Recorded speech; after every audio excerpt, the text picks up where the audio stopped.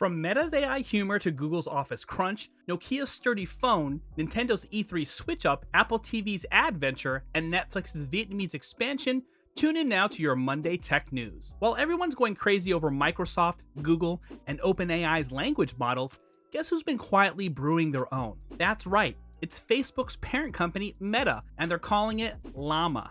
No, not a new animal for the petting zoo, it's an AI language generator, but don't worry, you won't be able to have a chat with it like you can with ChatGPT or Bing. It's not that kind of AI, folks. So what is it then? Well, it's a research tool that Meta hopes will help experts tackle the problems of AI language models, like bias and toxicity, and even their tendency to make up information.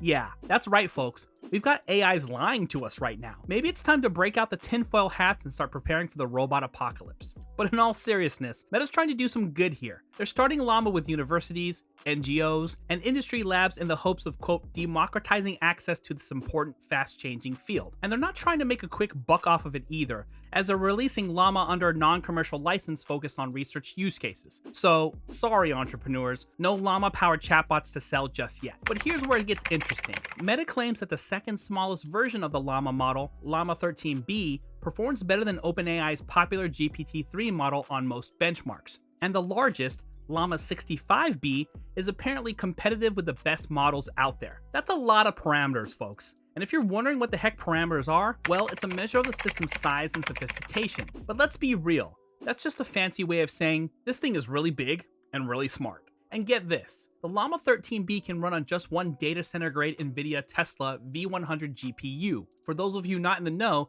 that's a fancy graphics card. But don't get too excited, lone researchers, because it's probably still out of your price range. Now, Meta's release is interesting because they've missed out on some of the buzz surrounding AI chatbots.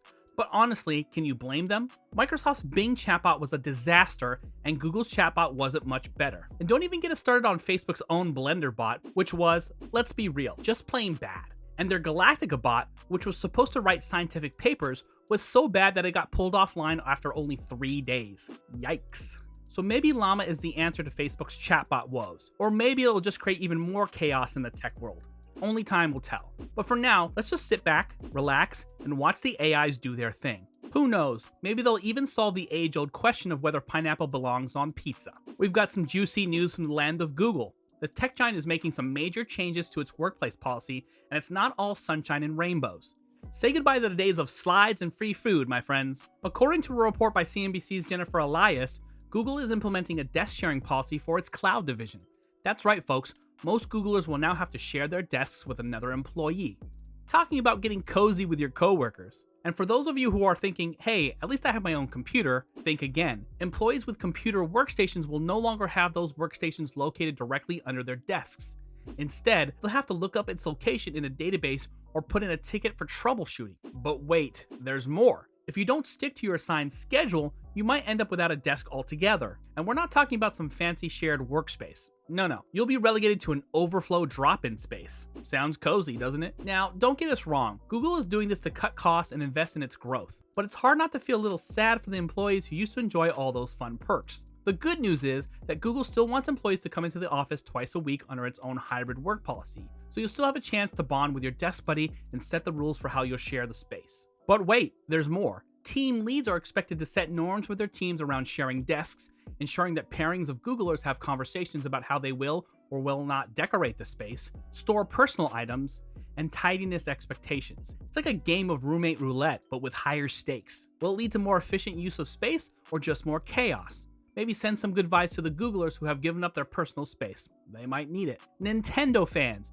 we've got some news that'll be sure to make you feel like you've been hit with a blue shell. That's right. It's been confirmed that Nintendo won't be attending E3 2023, and before you start throwing your Joy-Cons at the screen, let's break down what this means. According to a statement from Nintendo, they're always considering ways to engage with their fans, but this year E3 just didn't fit into their plans.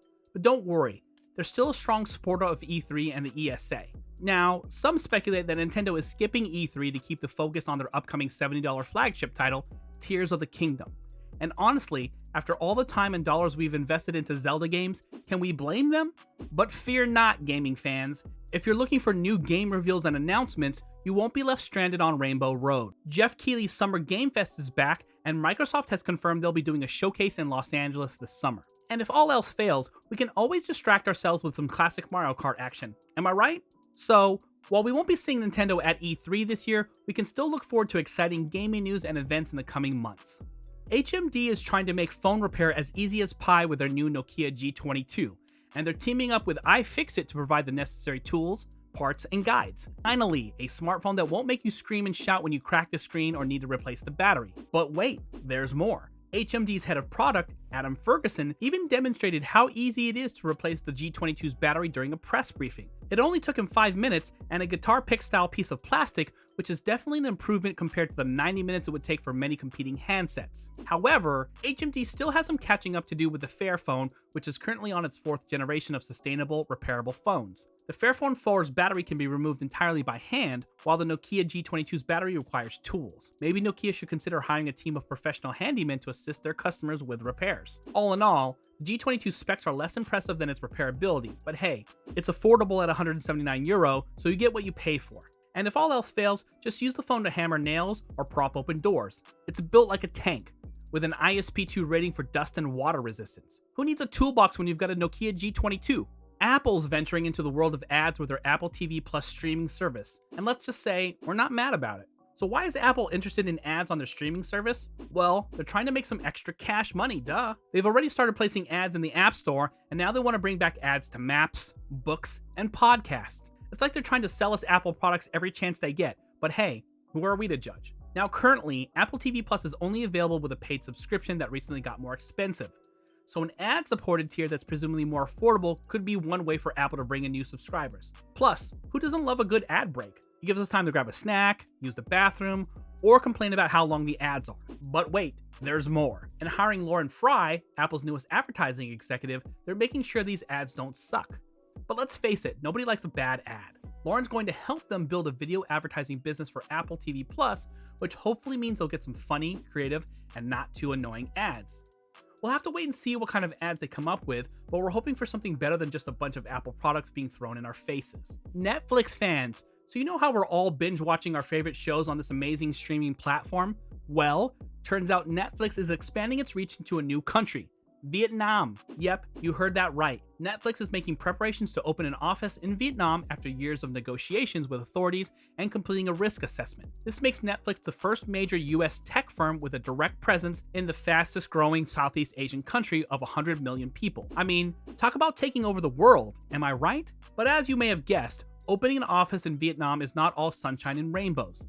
The country has stringent internet rules, and the Vietnamese authorities are not exactly thrilled about foreign tech firms operating in their territory without complying with their regulations. In fact, just last year, they collected a whopping $78 million in taxes from Google, Meta, Netflix, and TikTok. Ouch! So Netflix had to do a risk assessment to evaluate the security and political risks of operating an office in Vietnam and handling of the user data and sensitive content. And it looks like they're in the early stages of planning for a local entity in Vietnam, but it's going to require a lengthy regulatory process. Good luck with that, Netflix. But hey, with the fastest growing middle class in Southeast Asia and a digital economy on track to grow to nearly 50 billion in total transactions per year by 2025, Vietnam is becoming an increasingly important market for tech giants. And you know what that means? More content for us to watch.